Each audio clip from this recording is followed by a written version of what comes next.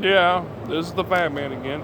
This is day 2, although you can see it's technically the same day that I recorded about 5 or 6 of these things because A, I have the time, and I don't always have the time on a daily basis to do this, and B, because of the beautiful weather out here, and I have darn near 2 hours to kill, an hour and a half to kill before my scheduled appointment. I'm at the appointment. It's a beautiful restaurant called Aposto in the Sherwood Hills area of Des Moines, which 100 years ago, 200 years ago, this was the, 150 years ago, 200 years ago, or 100 years ago, this was the posh neighborhood of the city. The wealthy people, the high merchants, what have you, all lived here. This is a converted small manor house, if you will, turned into a 3 or 4 night a week bistro style restaurant, I guess, for the rich folk. Good neighborhood, good place to cool down. The days in the mid 70s right now. You can't ask for better than that in July in Iowa. That's almost unheard of. It's just crazy. You ask Robin up there in Wisconsin, he'll tell you these are beautiful days when these happen in the Midwest. You got to take it and run with it. So, our question for day 2 of our RPG a day challenge for 2018 is, what do you look for in an RPG? Isn't that a tricky question? I mean, what do I personally look for? What does anybody look for in an RPG?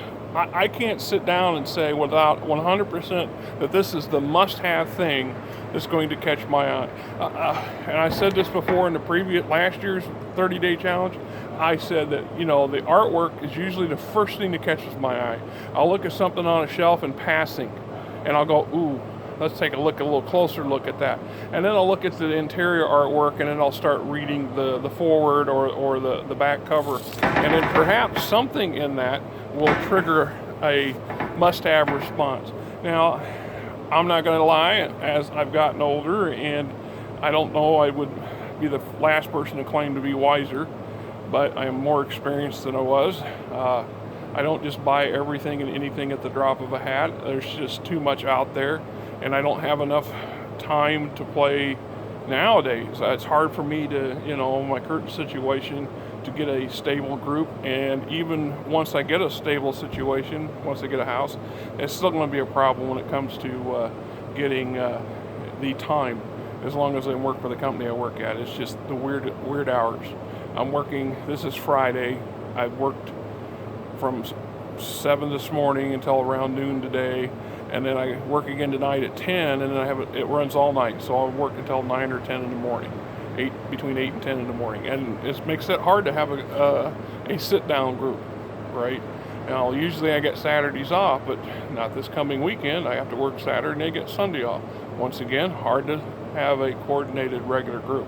This has been a problem for some time, and we will overcome that problem, right? So, what do I look for in an RPG?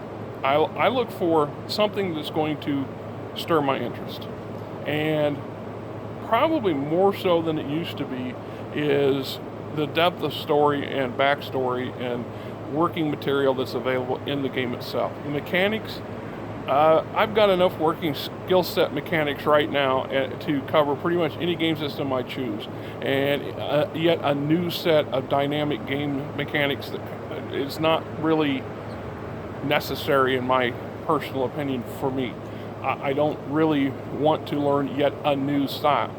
I am working my way through this Fate core book, and it has some very distinct differences in the standard old school RPG mechanical based style. Yet there's a lot of similarity there, and I expect to get some pretty nasty commentary when I get to my point on pointing out the not so obvious and obvious differences and similarities in that game system.